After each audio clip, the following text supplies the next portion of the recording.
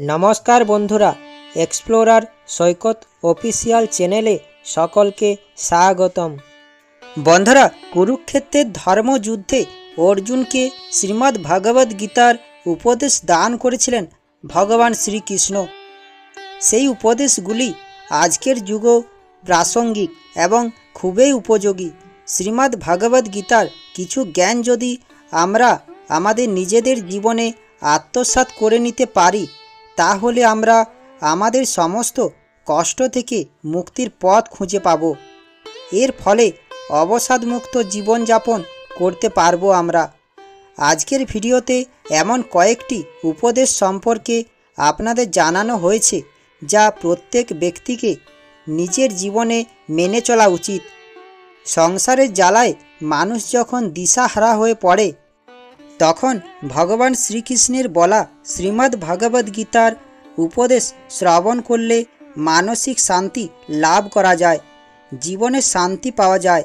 শ্রীমদ্ ভগবদ্ গীতা হল 18টি অধ্যায় এবং 700টি শ্লোকের একটি বিরাট সম্ভার, যা সংস্কৃত ও বিশুদ্ধ বাংলা ভাষায় লেখা, যা সকলের পক্ষে বোঝা সম্ভব হয় না। তাই এই বাণীগুলি আপনাদের কাছে আমি তুলে ধরলাম। আশা করি আপনাদের ভালো লাগবে। আশা করি আপনাদের মনে এক শান্তি ও শক্তি অনুভব করবেন। ভগবান শ্রীকৃষ্ণের উদ্দেশ্যে প্রণাম জানিয়ে শুরু করছি শ্রীকৃষ্ণের বলা শ্রীমদ্ ভগবদ্ গীতার বাণী। ভগবান শ্রীকৃষ্ণ বলেছেন, সমুদ্র হোক বা সংসার, যে ধর্মের নৌকা একবার প্রস্তুত করে সে ঠিকই পার হয়ে যায়। শ্রীমদ্ ভগবদ্ গীতায় ভগবান শ্রীকৃষ্ণ বলেছেন, কোনো মানুষের সবাইকে সন্দেহের চোখে দেখার একটা প্রবণতা থাকে। কোনো কারণ ছাড়াই এরা সকলকে সন্দেহ করেন, কিন্তু যারা অন্যকে সন্দেহ করেন তারা জীবনে কখনোই সুখী হতে পারেন না। অন্যকে সন্দেহের চোখে দেখলে সম্পর্কে ভালোবাসা ও পারস্পরিক আস্থা নষ্ট হয়ে যায়। তাই শ্রীমদ্ ভগবদ্ গীতায় ভগবান শ্রীকৃষ্ণ অকারণে সন্দেহ ত্যাগ করার পরামর্শ দিয়েছেন।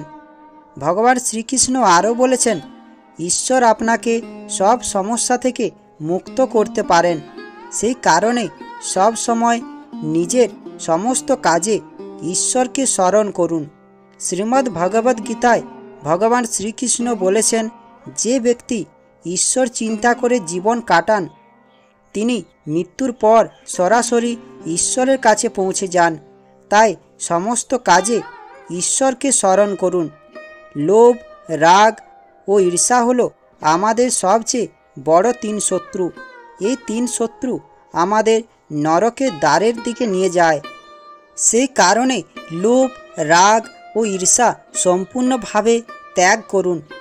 এই সব শত্রু নিজের জীবন থেকে দূরে রাখলে জীবনে সুখী থাকবেন। শ্রীমদ্ ভগবদ্ গীতায় ভগবান শ্রীকৃষ্ণ বলেছেন, আপনার প্রতিটি কাজ সততার সাথে করুন। গোটা বিশ্বে প্রতিটি প্রাণী কিছু না কিছু কাজ করতে এসেছে, সেই রকম আপনারও কিছু নির্দিষ্ট কর্তব্য রয়েছে। সেই কর্তব্য পালন পূর্ণ সততার সাথে করা উচিত। প্রতিটি মানুষ যদি নিজের কর্তব্য সততার সাথে পালন করেন, তাহলে আর কোনো ঘাটতি থাকবে না। পৃথিবী একটি সুন্দর স্থানে পরিণত হবে। বিশ্বাসে মিলায় বস্তু, তর্কে বহুদূর। আদিকাল থেকে এই কথাটির প্রচলন রয়েছে। মানুষ নিজের উপর থেকে যদি বিশ্বাস হারিয়ে ফেলে, তাহলে তার পতন ঘটতে বাধ্য। তাই যেটা একবার ঠিক করবেন সেটাই করার চেষ্টা করুন। কখনোই নিজের প্রতি বিশ্বাস হারানো উচিত নয়।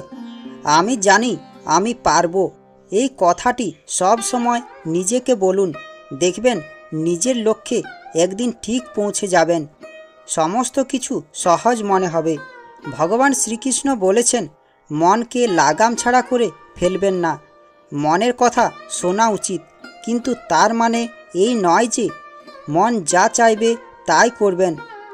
যার নিজের মনের উপর নিয়ন্ত্রণ নেই, তার মনেই তার জন্য সবচেয়ে বড় শত্রু। ভগবান শ্রীকৃষ্ণ বলেছেন, প্রতিশোধ নেওয়ার প্রয়োজন নেই, শুধু প্রতীক্ষা করো।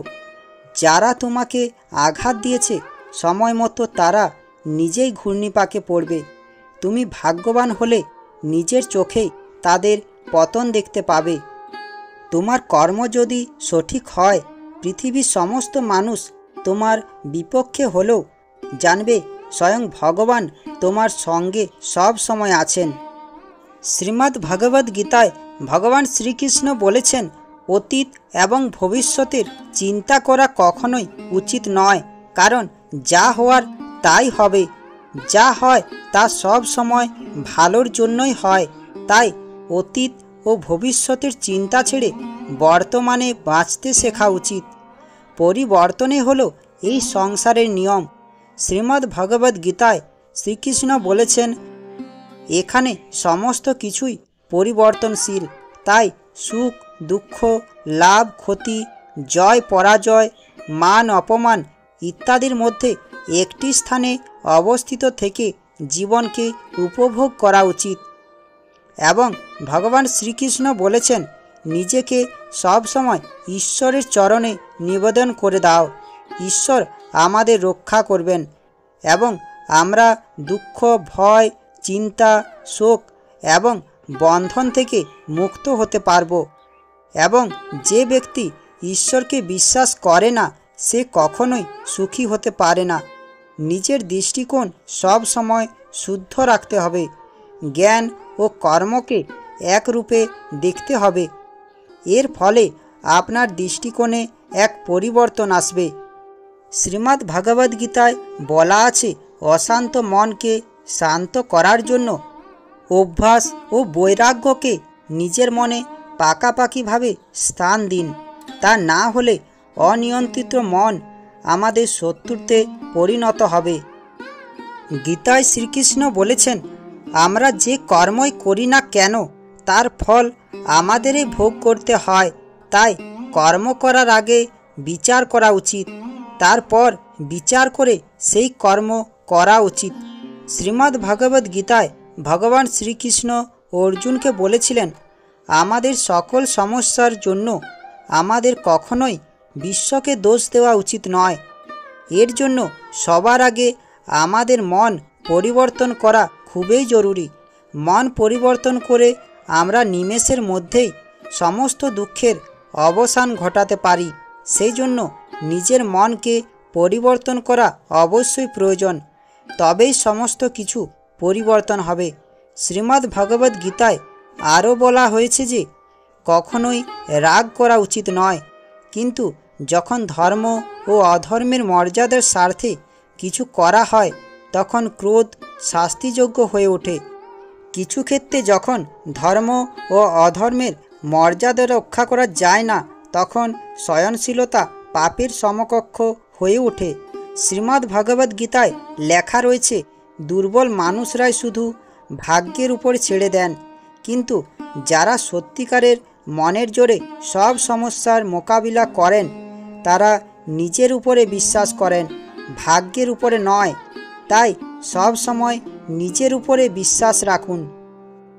গীতায় শ্রীকৃষ্ণ বলেছেন, যখন কোনো ব্যক্তি তার লক্ষ্যকে প্রাপ্ত করে ফেলে তখন তার জীবনের সমস্ত দুঃখ ঘুচে যায় এবং জীবনে নতুন আনন্দ ও খুশি ভরে ওঠে।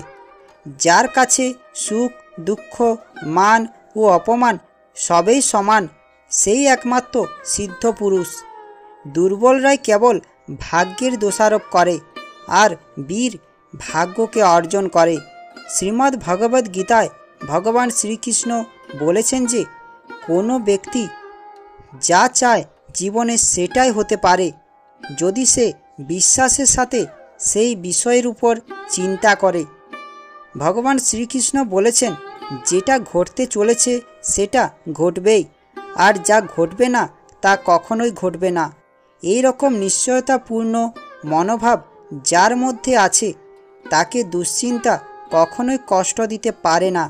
শ্রীমদ্ ভগবদ্ গীতায় লেখা আছে, বাহ্যিক বস্তু ত্যাগকে বাস্তবে ত্যাগ বলে না, আন্তরিক ত্যাগেই হচ্ছে প্রকৃত ত্যাগ।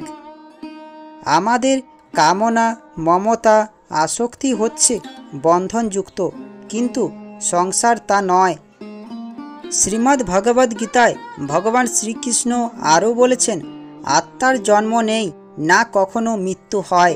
শরীর নষ্ট হয়ে গেলেও আত্মা নষ্ট হয় না। খালি হাতে এসেছো, খালি হাতে একদিন চলে যাবে।